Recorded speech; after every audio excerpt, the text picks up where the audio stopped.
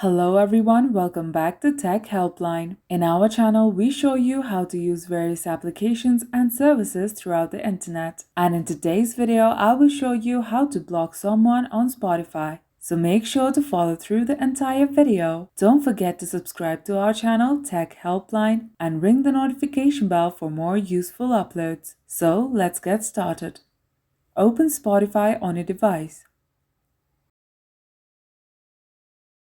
and tap Search. If you want to block someone, tap their username on the search bar. When the search results are shown, scroll all the way down and tap See All in the Profile section. Now find the profile you want to block and tap on it. Next, tap the three dots under the profile icon and tap Block. Tap Block again to confirm.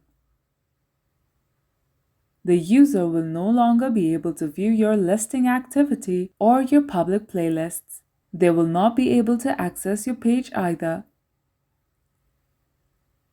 So that's how you block someone on Spotify. If the video was helpful, please leave a like and mention your feedback in the comment section below. Thank you for watching, and we will see you in the next one.